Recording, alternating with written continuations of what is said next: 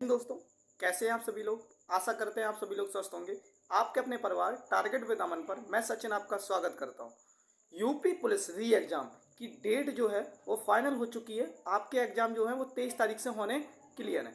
तो जिन भाई का एग्जाम यूपी पुलिस के लिए जो तैयारी कर रहे हैं और मैथ में उन्हें कोई प्रॉब्लम लग रही है, तो मैथ के लिए प्रैक्टिस सेशन आपके लिए बूस्टअप रहने वाला है। इसमें आपके मैथ की टेंशन आप बिल्कुल ख़त्म कर दें।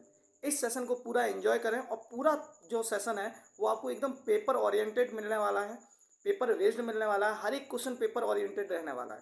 तो पूरा सेशन जरूर देखें। प्रैक्टिस सेट कल हम लोगों ने एक किया था, आज रहने वाला है प्रैक्टिस सेशन 2 और इसकी क्लास पर डे आपको 10 बजे मिलने वाली है।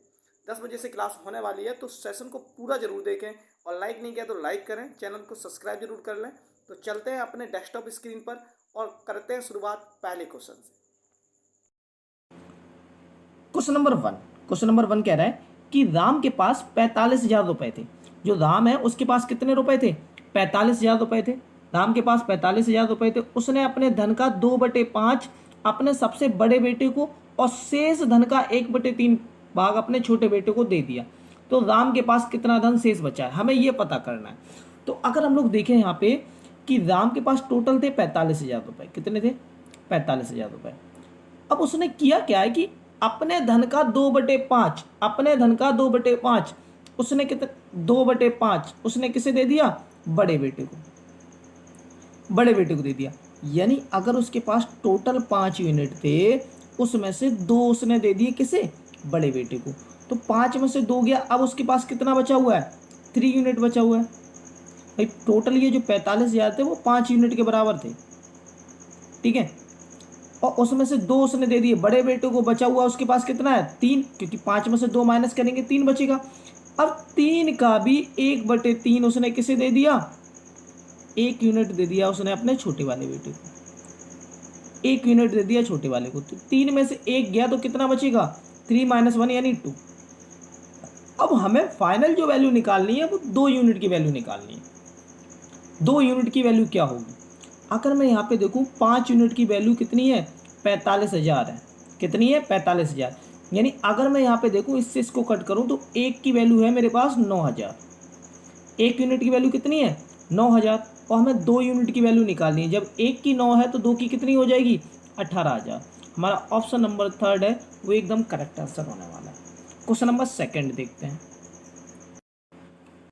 क्वेश्चन नंबर सेकंड कह रहा है एक नाव धारा के अनुकूल 9 किलोमीटर की दूरी तय करने में 2 घंटे और धारा के प्रतिकूल समान दूरी तय करने में 6 घंटे का समय लेती है।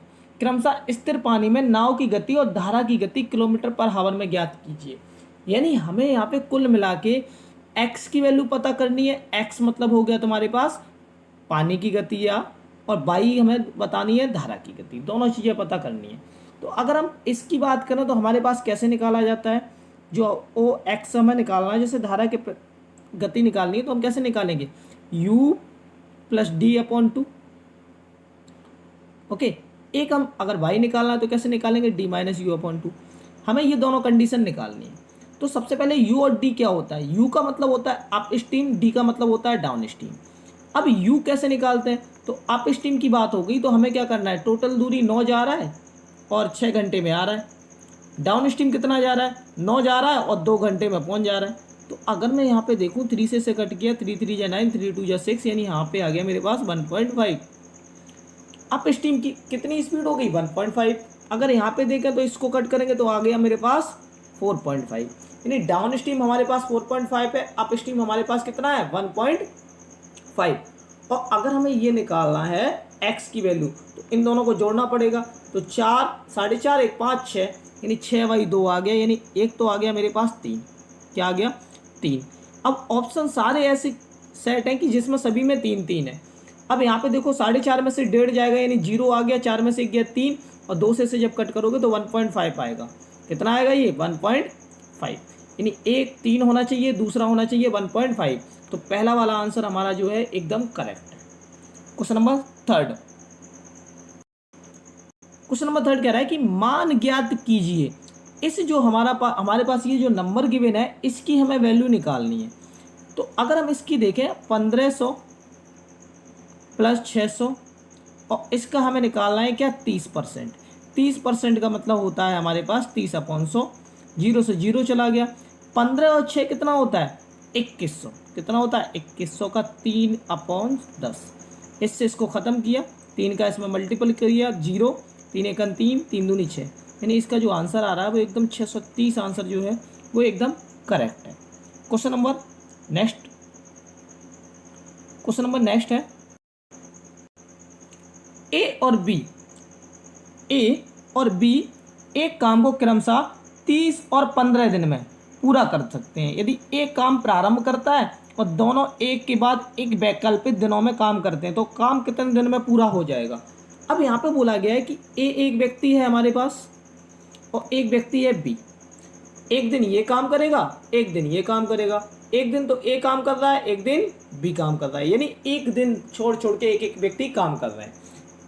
अगर हम ए की बात करें तो ए किसी काम को 30 दिन में कर लेता है, बी उसी काम को 15 दिन में कर लेता है। तो भाई साहब अगर टोटल काम की बात करें तो मेरे पास टोटल काम हो जाएगा 30 और इसकी इफिशियंसी कितनी आ जाएगी? 30 से 30 को डिवाइड करेंगे 1, 15 से करेंगे 2, यानी इनकी इफिशियंसी आ गई, ए की इफिशियंसी 1 आ गई और बी की कितनी आ गई? 2। ए की 1 और बी की 2, टोटल हमारे पास हो गया 3। अब एक बात बताओ, एक दिन ए कर रहा है, दूसरे दिन बी कर रहा है, तो अगर ए एक दिन में 1 यूनिट काम करेगा, बी एक दिन में कितना करेगा? 2 यूनिट काम, तो टोटल हमारा 2 दिन का काम कितना हो जाएगा? 2 दिन का काम हो जाएगा हमारे पास 3 यूनिट। कितना हो जाएगा? 3 यूनिट। 2 दिन का काम 3 यूनिट होगा और 30 यूनिट काम करने में ना 10 दिन लगेंगे, यानी ये 30 यूनिट इंटू 10 लगेगा, तो 2 इंटू 10 यानी हमारे पास हो जाएगा 20 दिन। ये टोटल मेरा फाइनल काम कितने दिन में हो जाएगा? 20 दिन में ये हमारा पूरा काम हो जाएगा। तो इसका राइट आंसर है ऑप्शन नंबर 3। नेक्स्ट क्वेश्चन है कि एक परीक्षा में एक अभ्यर्थी ने 40% अंक चाहिए, यानी एक जो पेपर हो रहा है उसमें उसे कितने अंक चाहिए? 40% अंक चाहिए। एक अभ्यर्थी ने कुल प्रश्नों में से 15 प्रश्नों को हल किया करके केवल 10 उत्तर सही करके परीक्षा उत्तीर्ण की, यानी पास होने के लिए उसे 10 उत्तर सही किए और वो पास हो गया। परीक्षा में पूछे गए प्रश्नों की संख्या कितनी होगी? तो देखो लैंग्वेज को घुमा दिया गया है, बाकी क्वेश्चन बहुत सिंपल है। करना क्या है इसमें कि वो ये तुमसे कह रहा है अल्टरनेट में कि एक व्यक्ति को 40% अंक चाहिए पास होने के लिए और उसने 10 उत्तर सही किए, इसलिए तो पास हो गया, भैया। तो x का जो 40%, अब ये x क्या है? हमने मान लिया कि माना प्रश्नों की संख्या कितनी है? x।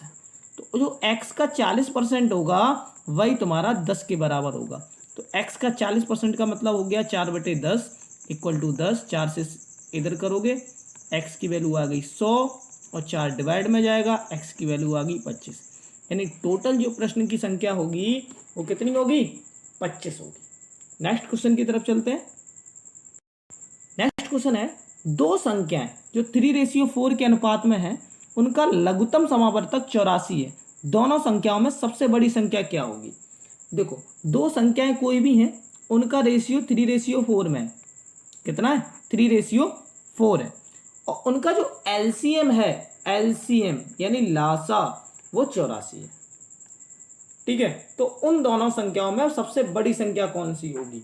तो सबसे पहली चीज तो बड़ी संख्या तो वही होगी जो 4 का मल्टीपल होगी, क्योंकि इसमें हमारे में रेशियो कौन सा है? 4 बड़ा है, तो पहली चीज तो ये 4 वाला नंबर होगा। ओके, तो 4 का कोई मल्टीपल होगा तो 21 तो ऑप्शन में हो नहीं सकता। 4 से ये भी कटता है, ये भी कटता है, ये भी कटता है, 21 वाला एक ऑप्शन हमने एलिमिनेट कर दिया। अब एलसीएम 84 है, 4 12 होता है ना, एलसीएम का मतलब होता है इन दोनों का मल्टीपल है एक नंबर और। ओके, इन दोनों का मल्टीपल एक नंबर और। अगर हम इसकी 3 × 4 × x कर लें तो 4 12x हो जाएगा। 12x की वैल्यू 84 है, x की वैल्यू कितनी आ जाएगी? 7। 12 से जब इसे कट करोगे 12 सत्ते होता है 84, x की वैल्यू कितनी आ जाएगी? 7। और हमें 4 की वैल्यू पता करनी थी, तो 4 सत्ते कितना होता है? 28। हमारा ये जो 4th वाला ऑप्शन है वो एकदम करेक्ट। नेक्स्ट क्वेश्चन देखते हैं।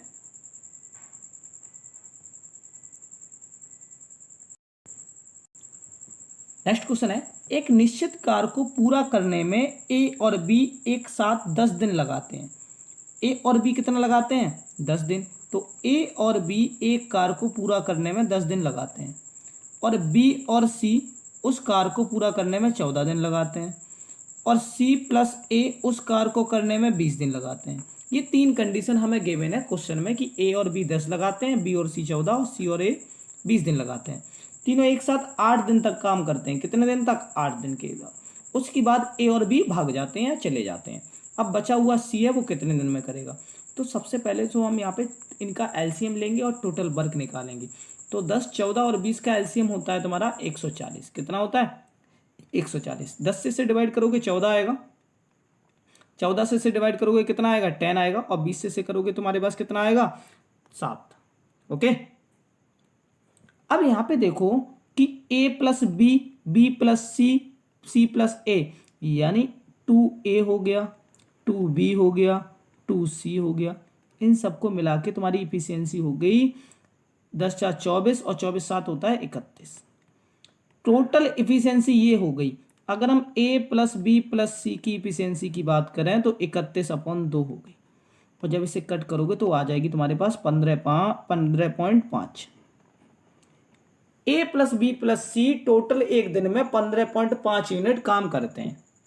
अब इन्होंने 8 दिन तक काम किया, तो 15.5 इंटू 8 करोगे तो 8 पंच 40 होता है, 40 और 44 2, 8 1 8 और 4 12 पॉइंट यहाँ पे लगा दो, यानी 124 यूनिट काम हमारा हो चुका है। ओके। अब जो बचा हुआ काम है वो कितना बचा है? 124 यूनिट काम हो चुका है। 140 टोटल था, 140 था, 124 हो चुका है, तो कितना बचेगा? 10 में से 4 गया 6 और 3 में से 2 गया 1, 16 यूनिट काम बचा हुआ है। अब इस 16 यूनिट काम को कौन करेगा अकेला? सी। अब एक बात बताओ, इन दोनों की इफिशियंसी कितनी है? 15.5 तो किसकी है? टोटल ए बी सी की। 14 अकेली इसकी है, तो कितनी बची है? इसमें से 14 माइनस करोगे 1.5 बचेगा। 1.5 अकेली सी की है, अब 1.5 अकेला सी करेगा तो इससे इसको डिवाइड कर दो, पॉइंट रिमूव करो, इसे कर दो, और हमारे पास अप्रॉक्स में आंसर आएगा 10.66। जो हमारा ए वाला आंसर है ना, ये वाला आंसर एकदम करेक्ट आएगा 10.66। ओके। क्वेश्चन लेंदी था, लैंग्वेज थी इसमें, था सिंपल एकदम। नेक्स्ट क्वेश्चन की तरफ चलते हैं। नेक्स्ट क्वेश्चन है, एक बल्लेबाज अपनी 12वीं पारी में 63 रन बनाता है, जिससे उसके औसत रन में 2 की वृद्धि हो जाती है। 12वीं पारी के बाद उसका औसत क्या रहा होगा? अब ये क्वेश्चन समझना कि 12वीं पारी में, यानी 11 पारी तो वो खेल चुका है, 12वीं पारी में उसने 63 रन बनाए, जिससे औसत में 2 वृद्धि हो गई। यानी एक बात बताओ, 12वीं पारी में 63 रन बनाए तभी तो 2 की वृद्धि हुई। पहले उसका औसत कुछ भी रहा होगा, बात समझना ध्यान से। पहले उसका औसत कितना रहा होगा हमें पता नहीं कितना रहा होगा। ओके। लेकिन 63 रन उसने बनाए, उसकी वजह से 2 की वृद्धि हुई। तो अगर 2 की वृद्धि किस पे हुई? 11 पे वृद्धि हुई होगी कि नहीं हुई होगी? तो 11 दूनी होता है 22। कितना होता है? 22। 63 रन की वजह से 2 की वृद्धि हुई थी, तो इसमें से इसको हम कर देंगे माइनस, तो हमें पता चल जाएगा कि 12 का औसत क्या आएगा। 3 में से 2 गया 1, 6 में से 2 गया 4, यानी हमारा जो आंसर होगा ना 12वीं की पारी के बाद, वो 41 औसत होगा। कितना होगा? 41। नेक्स्ट क्वेश्चन है, 8 मीटर ऊंचे 4 मीटर व्यास वाले पीतल के ठोस बेलन को पिघलाकर 3 मीटर व्यास वाले एक शंकु में ढाला जाता है। ओके। यानी हमारे पास जो एक बेलन है वो 8 मीटर ऊंचा है, 4 मीटर व्यास है उसका, यानी डायमीटर हमारे पास कितना है? 4 मीटर है, और हाइट उसकी कितनी है? 8। तो रेडियस कितना रहा होगा? 2 रहा होगा। ओके। एक शंकु बनाया जाता है, तो एक बात कह रहा है कि तो कितने शंकु की ऊंचाई पूछी जा रही है।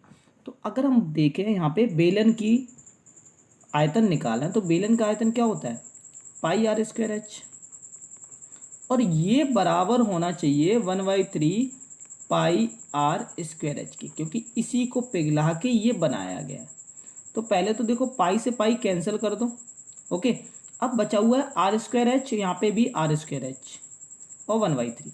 आर की वैल्यू हमारे पास 2 है, यानी 2 का स्क्वायर हो गया 4। एच हमारे पास 8 है, 8 हो गया 1/3। आर हमारे पास कितना है यहाँ पे? 3 मीटर व्यास वाले, 3 मीटर व्यास का मतलब हो गया हमारे पास इसका हाथ आधा करेंगे 3/2 इंटू 3/2 और यहाँ से हमें h निकालना है। 3 से 3 कट गया, 2 2 जा 4 और 4 का इधर मल्टीपल कर दो। ओके 4 इंटू 8 इंटू 4 इतना हो गया और अपॉन में हमें यहाँ पे क्या लेके आना है 3 इक्वल टू h के बराबर आ गया 32। ओके 32 इंटू 4 4 दूनी 8 4 तिया 12 अपॉन 3 इक्वल टू h। 3 से कट करेंगे, 3 चौको 12 3 दूनी 6 पॉइंट 3 छक 18 3 छक 18 42.66 उसकी हाइट आ जाएगी। तो हमारा जो ऑप्शन फर्स्ट वाला है वो एकदम करेक्ट है। ओके तो इसका सॉल्यूशन ये था कि जो इसका आयतन होगा वो इस वाले आयतन के बराबर होगा, क्योंकि इसे ही पिघला के एक नया बनाया गया। ओके सेशन अगर जरा सा भी पसंद आ रहा है तो चैनल को सब्सक्राइब करना ना भूलें और बेल आइकन को प्रेस कर लें, जिससे आपको हर वीडियो का नोटिफिकेशन आप तक पहुंच जाए। क्वेश्चन कह रहा है यदि 5,000 रुपए पर 2 वर्ष के लिए एक निश्चित दर पर साधारण ब्याज 4,000 रुपए है, उसी मूलधन पर उसी समय के लिए साधारण ब्याज की गणना कीजिए यदि दर में 25% की कमी होती है। अब ये क्वेश्चन आपका बहुत अच्छा है, बहुत अच्छा फेवरेट क्वेश्चन है। वो ये तुमसे कह रहा है 5,000 रुपए, प्रिंसिपल तुम्हारे पास कितना है 5,000 रुपए, टाइम कितना है 2 ईयर 2 साल है, और ऐसा ही तुम्हें दे रखा है कितना 4,000 रुपये।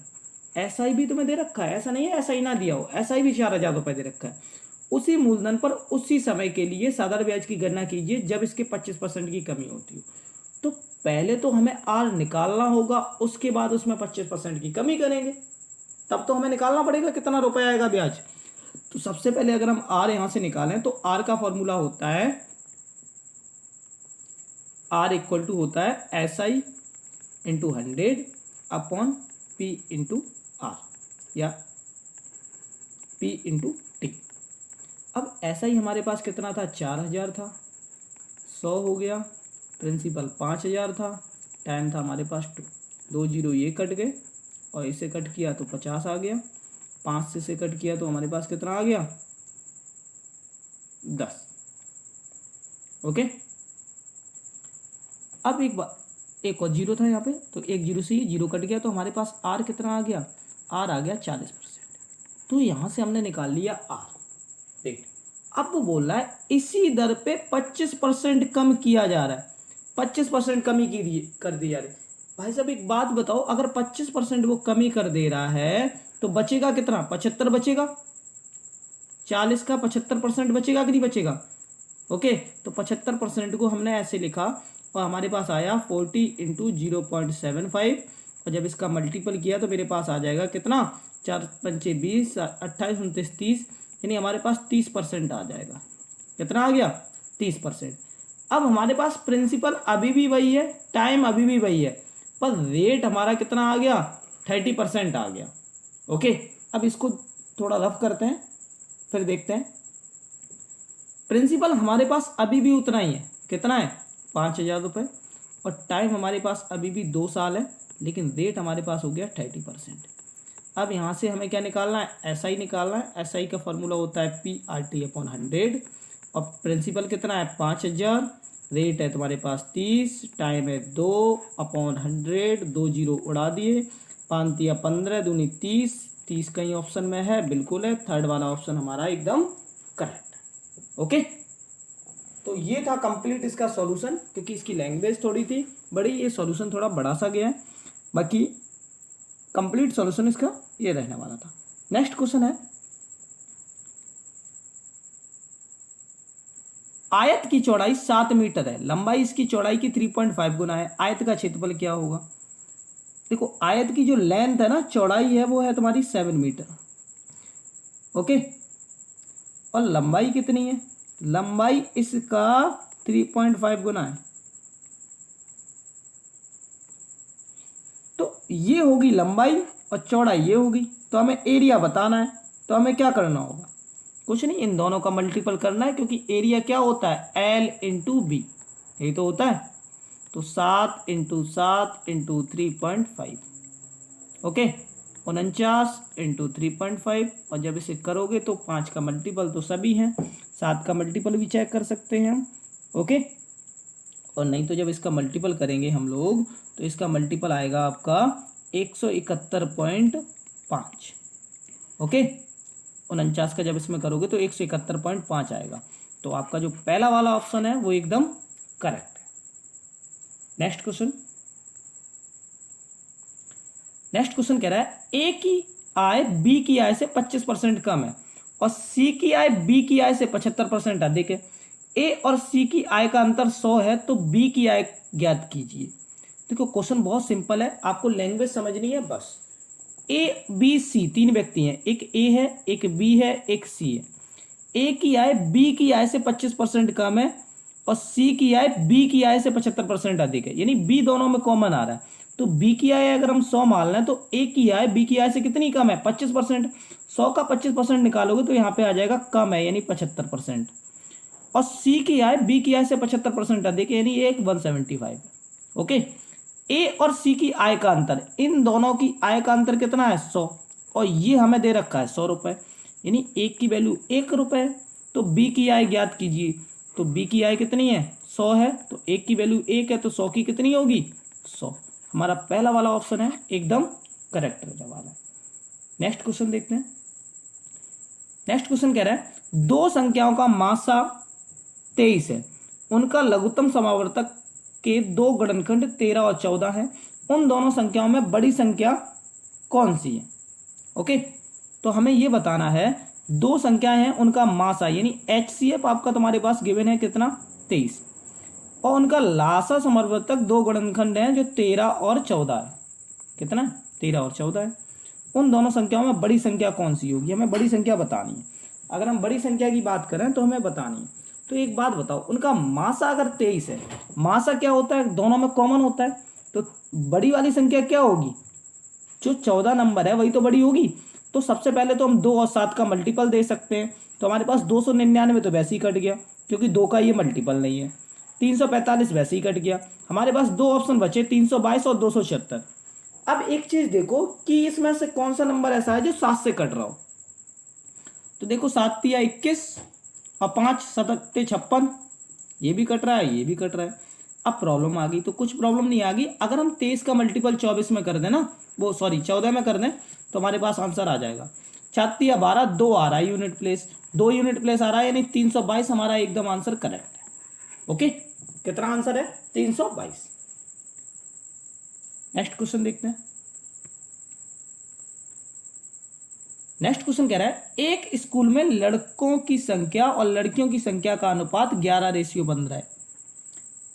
यदि स्कूल में लड़कों की तुलना में 200 लड़कियां अधिक हैं तो स्कूल में लड़कों की संख्या कितनी होगी।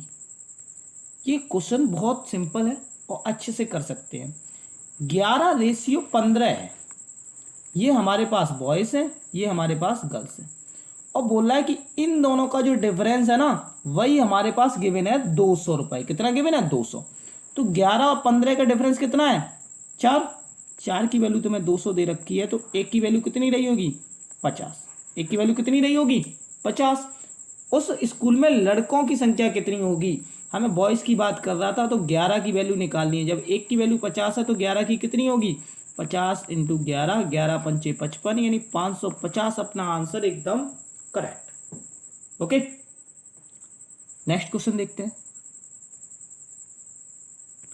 अब यहां से जो क्वेश्चन है ये अपने किस बेस्ड पे है, तो हमारा ये जो क्वेश्चन है ना,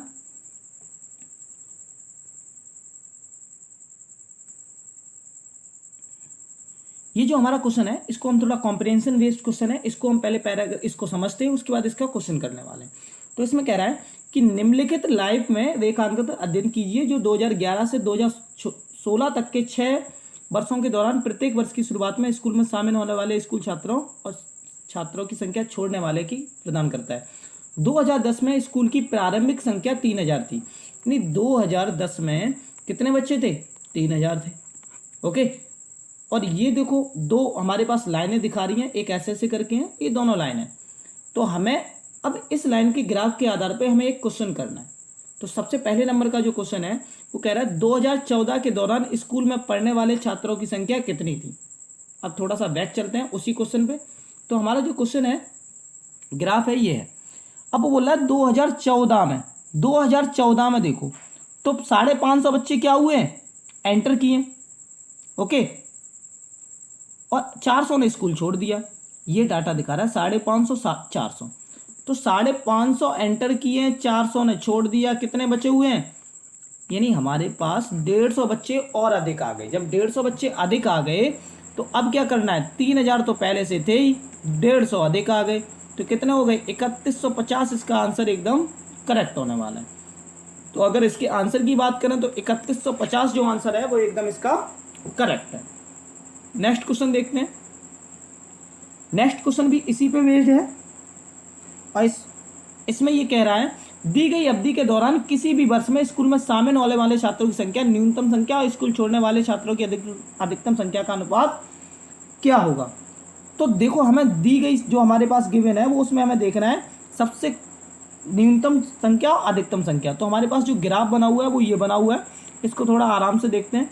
तो देखो अगर हम लोग देखें यहाँ पे तो 2012 जो है इसमें देखो 350 और 500 यही तो है, 400 100 का अंतर है, यहाँ पे 250 का अंतर दिख रहा है, यहाँ 100 का अंतर है, यहाँ पे भी 150 का अंतर है, यहाँ पे 50 का अंतर है, यहाँ पे 100 का अंतर है। लेकिन सबसे ज़्यादा अंतर कहाँ दिख रहा है, इस वाले एरिया में दिख रहा है 2012। तो 2012 में अगर हम लोग बात करें तो 2012 में कितना अंतर है, 500 और 350, यानी हमारे पास 150 का अंतर है। ओके, तो इनका रेशियो निकालना है, 350 रेशियो 500, कितना आ गया 0, 5 7 35, 10 7 रेशियो 10 आंसर होगा। क्या होगा, 7 रेशियो 10। तो इसका राइट आंसर क्या होगा, 7 रेशियो 10। इस क्वेश्चन में कह रहा है 2005 और 2006 में औसत उत्पादन निम्नलिखित से किस वर्षों में योग के औसत के बराबर था। तो अगर हम 2005 की बात करें तो 2005 में हमारे पास कितना था, 70, और 2006 में था 55। ओके, 2005 ये है और 2006 ये। इसको थोड़ा बड़ा कर लेते हैं, क्वेश्चन आराम से दिख जाए, सीन हो जाए। तो अगर हम 2005 की बात करें तो 2005 में कितना है, 70 है, 2006 में कितना है, 55, यही तो है। तो 2005 में 70, इसमें 55 है। अगर हम इसका देखें 5 7 3 10 11 12 125 हो गया, इसे 2 से डिवाइड करेंगे 62.5। अब वो बोल रहा है ऐसा कौन सा वर्ष है जिसमें इन दोनों का औसत इसी के बराबर था। तो ऐसा वर्ष जो है वो 2002 और 2007 है। अगर हम लोग देखें 45 प्लस 80, इनका भी योग कितना हो रहा है, 5 8 4 12 125 हो रहा है। बाकी और किसी का योग 125 नहीं होगा। तो हमारा जो इसका आंसर आएगा वो एकदम करेक्ट आंसर क्या आएगा, 2002 और 2007। ये थ्रू ऑप्शन करना बेनिफिट रहेगा, क्योंकि अगर हम एक एक करके चेक करेंगे तो पॉसिबल नहीं है। ओके, तो ये थ्रू ऑप्शन करना बेनिफिट था हमारे लिए। तो इसका जो आंसर था वो 2002 और 2007, क्योंकि हम लोगों ने नीचे से शुरुआत किया ऑप्शन पकड़ना, तो हमारा पहला ही ऑप्शन एकदम करेक्ट हो गया। ओके, नेक्स्ट क्वेश्चन देखते हैं। नेक्स्ट क्वेश्चन भी इसी पे बेस्ड है और इसमें ये कह रहा है कि 2003 और 2004 तक मोबाइल के उत्पादन में लगभग प्रतिशत गिरावट कितनी आई है। 2003 और 2004 में कितनी गिरावट आई है। तो अगर हम इसको फिर से जूम करते हैं तो देखो 2003 में कितना था, 65। ओके, 2004 में कितना हो गया, 50, यानी गिरावट कितनी आई है, 15% की। ओके, कितने पे, 65 पे, इंटू 100। जब इसे तुम सॉल्व करोगे तो हमारे पास कितना आएगा, 1500/65 आएगा कि नहीं आएगा। ओके, और जब इसकी अप्रॉक्स वैल्यू अगर हम लोग निकालें तो अप्रॉक्स वैल्यू हमें यहाँ पे देखनी है, 21 27 23 और 29, इसी में से तो देखना है। तो अगर हम अप्रॉक्स वैल्यू देखें तो हमारे पास कितना था, 1500/65 था। अप्रॉक्स वैल्यू हमें निकालनी है।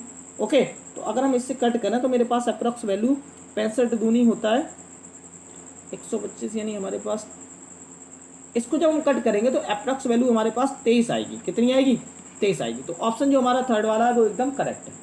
सेशन अगर जरा सा भी पसंद आ रहा हो सेशन और थोड़ा सा भी अच्छा लग रहा हो तो सेशन को लाइक करें, शेयर करें और चैनल को सब्सक्राइब नहीं किया तो सब्सक्राइब जरूर कर लें। जय हिंद, जय भारत।